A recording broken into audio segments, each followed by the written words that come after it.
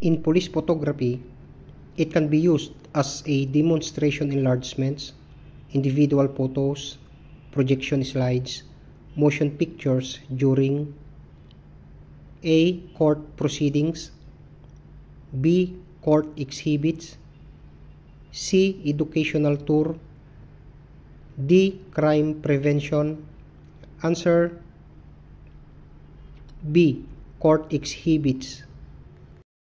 In photography, the light rights when it strikes minute crystals of light-sensitive surfaces through the use of a mechanical device called A. Camera, B. Photograph device, C. Film and accessories, D. Flashlight.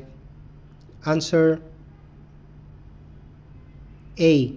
Camera. It is a mechanical result of photography. A. Camera, B. Picture, C. Photograph, D. Film. Answer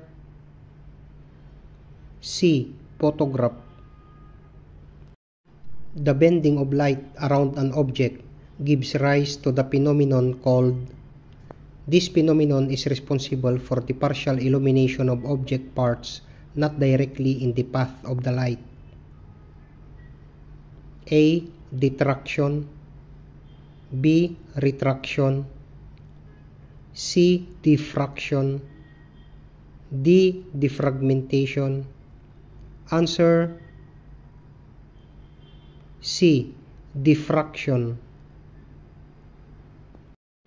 What is the approximate wavelength of the primary color red? A. 700 nm, B. 450 nm, C. 550 nm, D. 590 nm. Answer A. 700 nm. In photography, which one is not a primary color?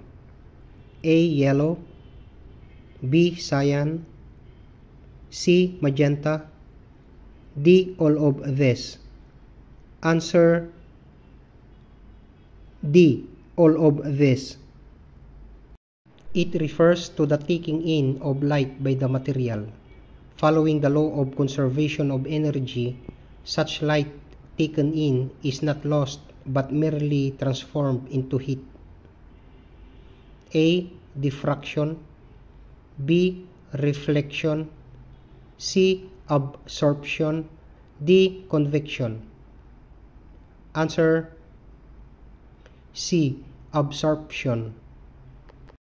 These are mediums that merely slow down the speed of light but allow it to pass freely in other respects and transmit 90% or more of the incident light. A. Translucent objects, B. Opaque objects, C. Transparent objects, D. None of this. Answer C. Transparent objects. The simplest camera is A, which consists of a box with a small hole in one of its sides. A. Camera obscura, B. Fixed focus camera, C. Pinhole camera, D. Nikon camera. Answer C. Pinhole camera. What changes the size of the aperture of the lens and regulates the amount of light reaching the film? A. Diaphragm, B. Shutter, C. Lens, D. Film. Answer A. Diaphragm.